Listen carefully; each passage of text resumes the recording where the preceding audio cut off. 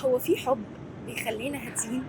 طب إحنا لمّا شُفنا فيلم ولنا في الخيال حب، ولمّا شُفنا فيها رسمة الstarry night اللي هي ليلة النجوم بتاعة فان جوخ، إيه ده كلّه اللي حصل في الفيلم، وإيه الحاجات اللي إحنا شُفناها دي كلّها؟ يالّا بينا نعرف هو الحب كان تأثيره إيه في الفيلم، ده اللي أنا هاتكلّم فيه بس.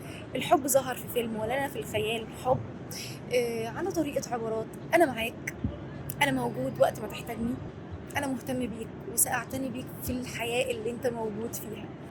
هو أنت عايز نخرج شوية عشان خاطر تطلّع اللي جواك؟ طب ما يالّا بينا نفكّر في حل المشكلة اللي أنت فيها دي. طب أنت شعورك إيه ناحية المشكلة دي؟ على فكرة أنا جِبت لك حاجة تاكلها، وبرضه مشاعرك تهمني. على فكرة أنا برضه فاهمة مشاعرك. فيلم ولنا في الخيال حب كان قائم على تهدئة المشاعر من كلا الطرفين، زي ما قُلت لكم في العبارات اللي عدّت دي هي كانت موجودة من الأفعال، من الكلام، بين ورد ونوح. وده لاحظناه من خلال نبرة الصوت، من الرقص، من اللوحة، من الرسومات، من الألوان اللي كانت موجودة في الفيلم. انتوا عارفين الاستقرار العاطفي أو التهدئة العاطفية اللي احنا شفناها في الفيلم هي بتعمل ايه؟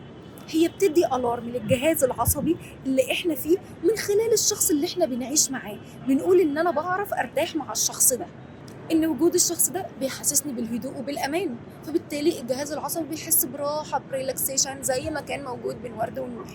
جهازك العصبي بيكون هادي جدا من خلال ايه بقى؟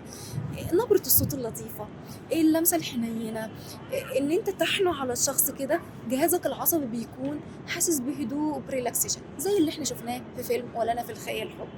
ده اللي انا طلعت بيه صراحة من الفيلم.